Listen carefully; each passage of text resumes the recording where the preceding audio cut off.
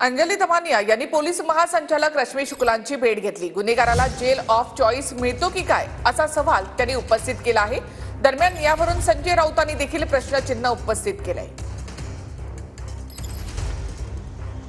चाटे मागतात लातूर जेल आणि त्यांना चॉईस ऑफ जेल दिलं जातं, तर हे होऊ नये त्यांना आणि चौकशी पुढचं हिअरिंग ॲज वेल एज ट्रायल हे मुंबईकडे ट्रान्सफर करण्यात यावं आणि ही जेवढी मंडळी आहे ज्यांना आता न्यायालयीन कोठडी दिली गेली आहे त्यांना आर्थर रोड मध्ये ठेवा। जे संगनमत आहे पोलिसांबरोबरचं ते मोडून काढायला हवं।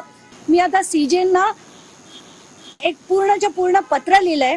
सीजेंकडे ही मागणी करणार आहे की अँटी करप्शन ब्युरो कडनं धनंजय मुंडे यांच्या सगळ्या कंपनींची चौकशी करण्यात यावी। जगमित्र शुगर मिल्स नावाच्या कंपनीसाठी 62 कोटीचं लोन यांना काय ग्राउंड्सवर देण्यात आलं आणि ही चौकशी ईडीने ॲज वेल एज सीआयडीने देखील करावी। मी ऑर्थरोडला स्वतः होतो, मला माहिती आहे आम्ही तिथे काय परिस्थितीत राहिलोय इतका काळ, किंवा इतर आमचे सहकारी राजकारणातले।